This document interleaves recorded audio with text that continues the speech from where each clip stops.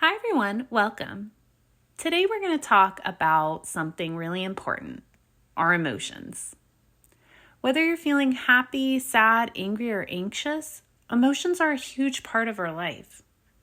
But did you know that emotions actually have a purpose? They're not just random things that happen to us, they serve a function.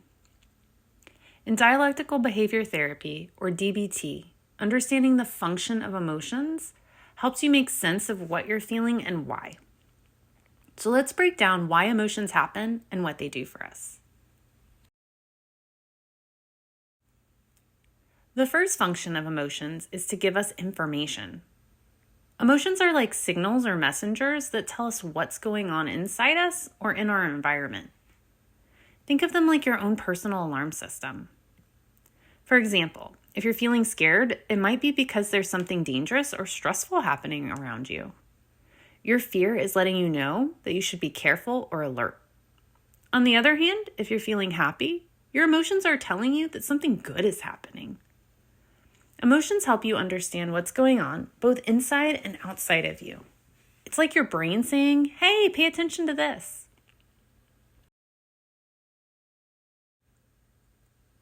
The second function of emotions is that they motivate us to act. When you feel strong emotions, it often pushes you to do something.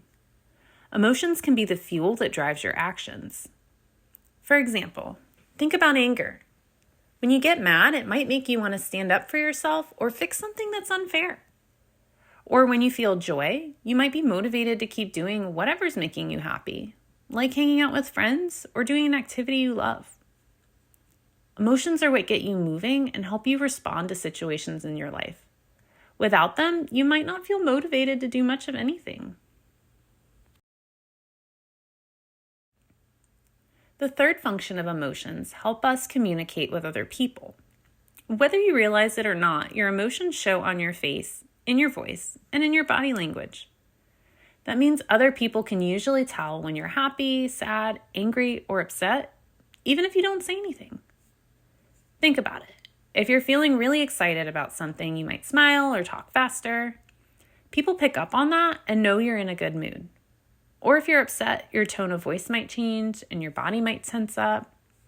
That lets others know that there's something wrong, even without you having to explain it. This helps people understand how you're feeling and can guide how they react to you. Emotions are a way to communicate what's going on inside you without using words.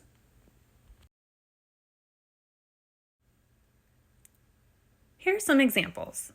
The first is anger.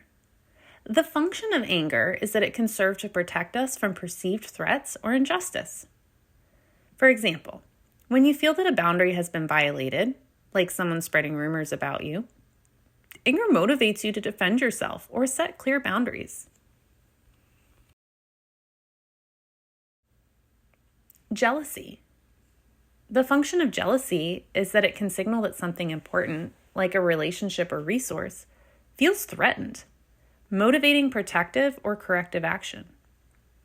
For example, if you feel jealous of a friend getting more attention from your peer group, the emotion signals a need for more connection and validation.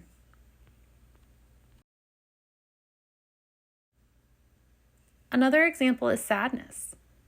The function of sadness is that it encourages reflection and withdrawal to process loss or disappointment, helping someone to let go and move forward. For example, when you experience the end of a friendship, sadness helps you recognize the loss and process your grief. And frustration. The function of frustration is that it signals obstacles in achieving a goal and motivates problem solving or change. For example, when you struggle with a difficult school assignment and feel blocked, frustration pushes you to seek help or find new strategies. While we only talked about 4 emotions here, all emotions serve a function. Next time you experience emotion, identify it and try to figure out what it's communicating to you. What is its function?